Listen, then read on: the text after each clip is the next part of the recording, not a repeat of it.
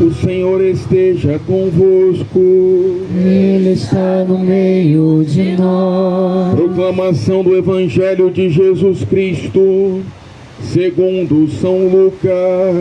Glória a vós, Senhor. Naquele mesmo dia, o primeiro da semana, 2 dos discípulos de Jesus iam para um povoado chamado Emaús, distante 11 quilômetros de Jerusalém. Conversavam sobre todas as coisas que tinham acontecido. Enquanto conversavam e discutiam, o próprio Jesus se aproximou e começou a caminhar com eles. Os discípulos, porém, estavam como que cegos e não o reconheceram. Então Jesus perguntou: o que ides conversando pelo caminho? Eles pararam com o rosto triste, e um deles, chamado Cleofas, lhe disse: tu és o único peregrino em Jerusalém que não sabe o que lá aconteceu nesses últimos dias? Ele perguntou: o que foi?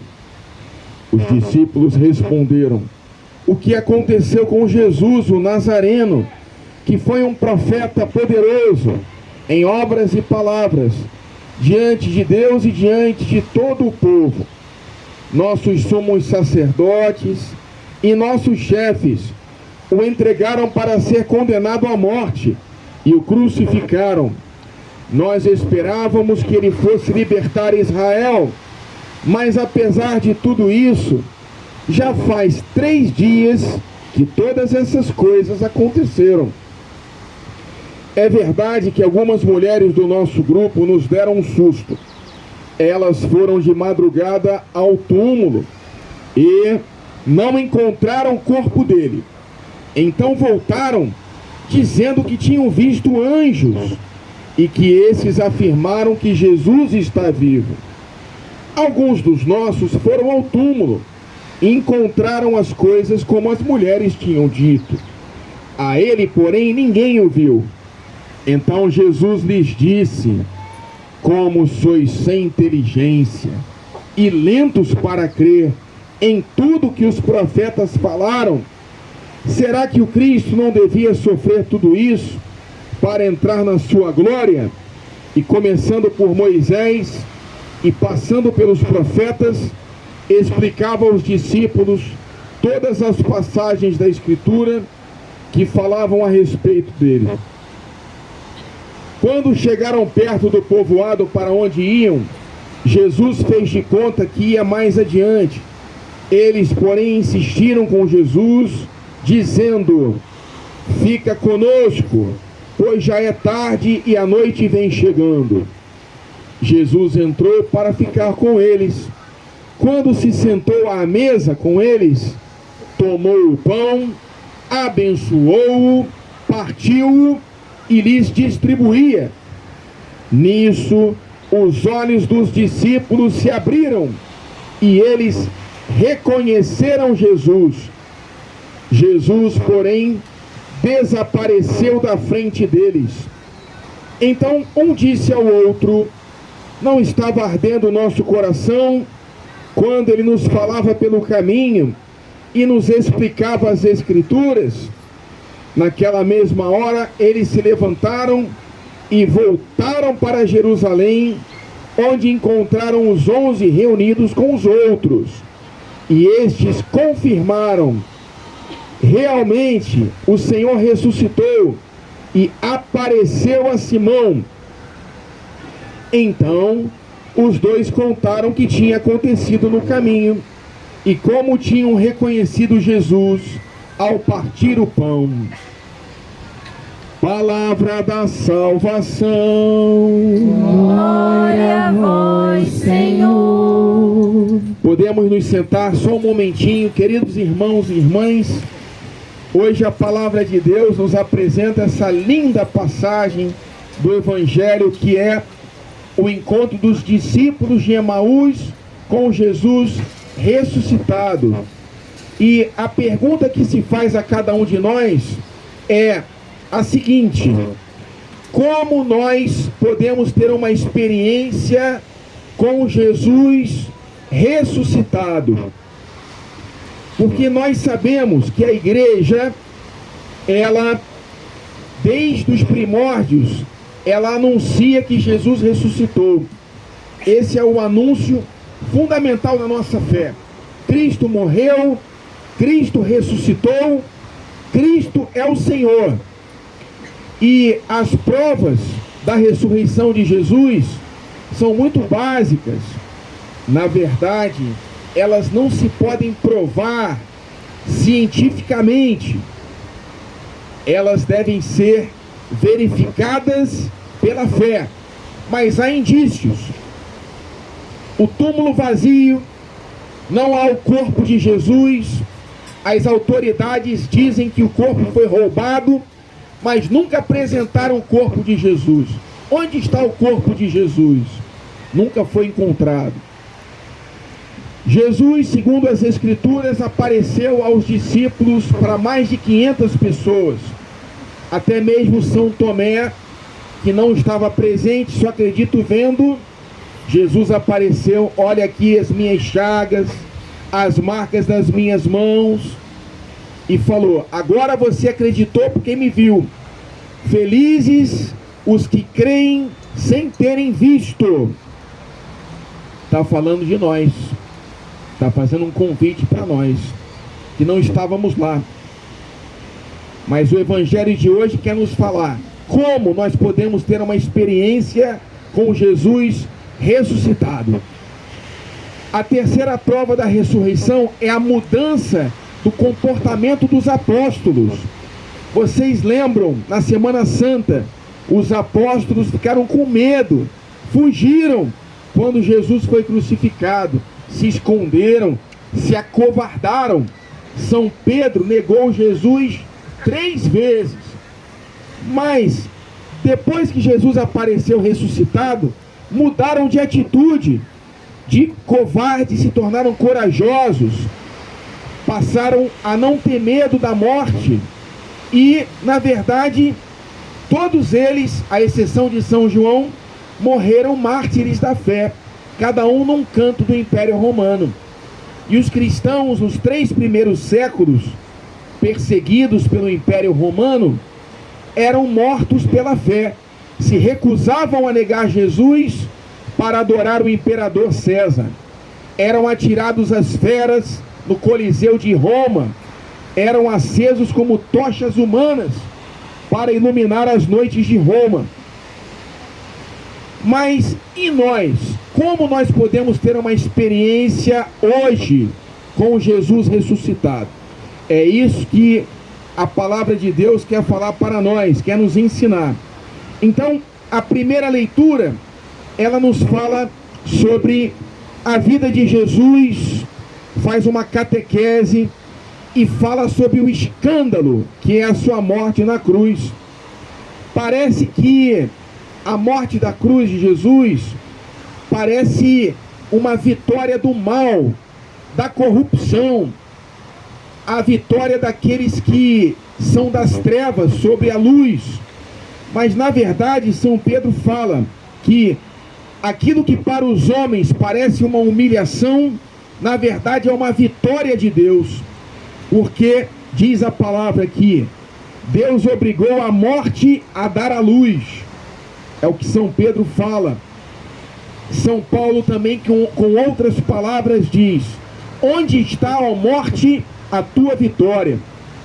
Para nós que somos cristãos, aquele ditado popular que diz assim: na vida tudo tem solução, só não tem solução para a morte. Isso é para quem não tem fé, é para quem fica triste quando acontece uma situação terrível, difícil.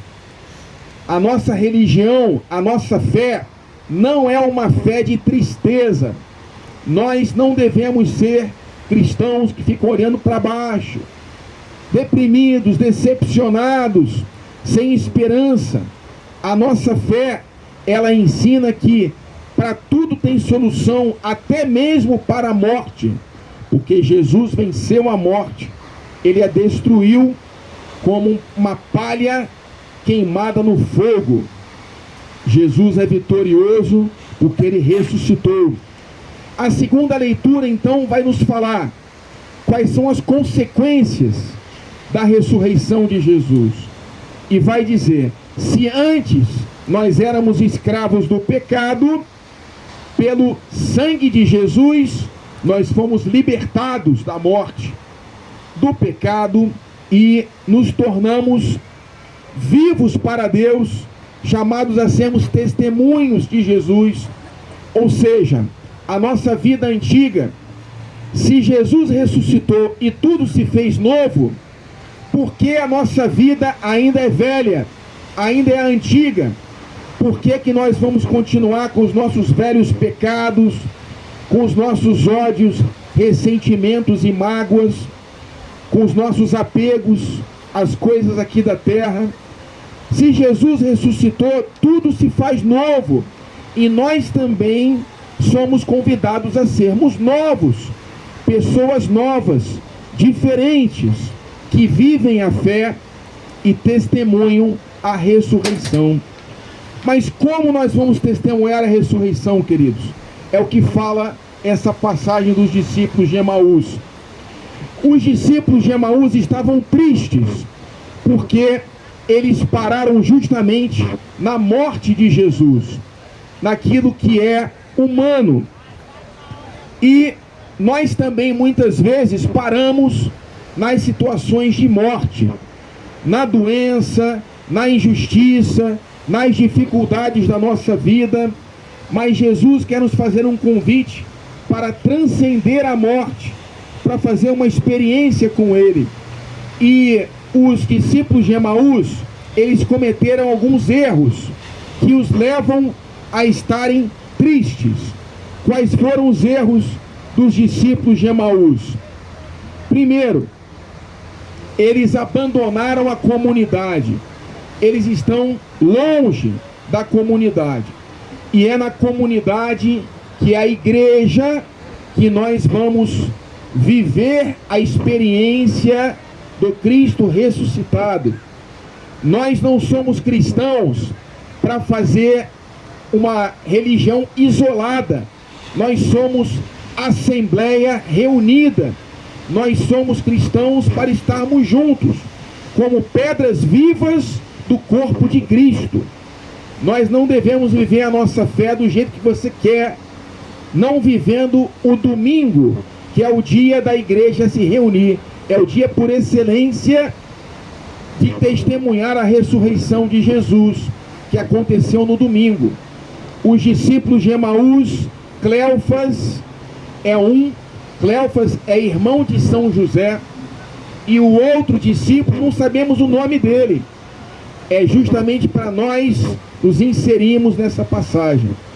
Então eles abandonam a comunidade, e a consequência disso é a tristeza. Ontem mesmo eu estava lá no Cristo Redentor. O padre está com cara de cansado, porque eu estava numa vigília lá no Cristo Redentor com os jovens da paróquia Nossa Senhora da Paz. Eu saí lá de cima às 2 horas da manhã. Eu falei: ô jovens, eu preciso ir para minha casa, que amanhã eu tenho que celebrar a missa no quiosque do Guido, né, aqui para vocês, né? E tem que acordar cedo, né? Mas os jovens ficaram lá até 6 da manhã para ver o sol nascer lá no Cristo Redentor. O sol é um símbolo da ressurreição. Jesus é o sol, é a luz do mundo, e o Cristo Redentor é uma estátua de Jesus vivo, ressuscitado. E eu, ao ver os jovens lá, me enchi de alegria, porque a juventude, ela está viva para Deus. A Igreja Católica está viva. Eu contava para os jovens a história do Cristo Redentor, daquele monumento, e falava para eles: o Brasil é a terra da Santa Cruz. Desde o início, nós somos um país católico. A primeira missa, celebrada em abril de 1500, que nós vamos celebrar agora, nessa semana, é a certidão de nascimento no nosso país. Os sinais dessa fé católica estão espalhados por todo o nosso país, em cidades como Salvador, estados como Santa Catarina, Espírito Santo. A fé católica é uma das raízes do Brasil, na expressão do historiador Sérgio Buarque de Holanda. Assim como a língua portuguesa, a nossa fé católica permitiu que nosso país, grande, gigante pela própria natureza, permanecesse uma nação unida, do Oiapoque ao Chuí. E essa fé católica que as pessoas tentam retirar das repartições públicas, das escolas públicas, vamos retirar o crucifixo, porque o Brasil é um estado laico. Lá no alto do Cristo Redentor, o Brasil é para sempre a terra da Santa Cruz. Podem avançar os evangélicos à vontade, porque lá no Cristo Redentor está estabelecido: o Brasil é um país católico. Aquele monumento que celebra 100 anos da nossa independência de Portugal.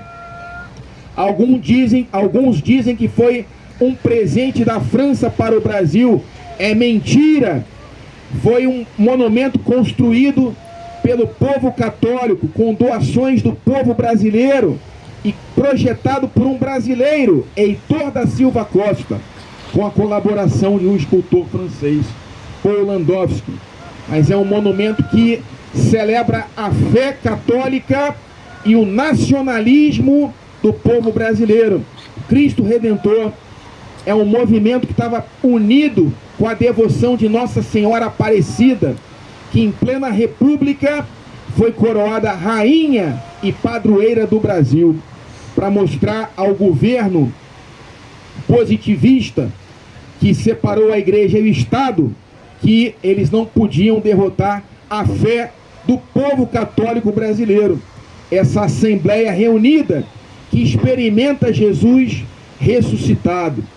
Os discípulos de Emaús, então, eles estavam parados na morte de Jesus, se afastaram da comunidade, não quiseram verificar a experiência das mulheres.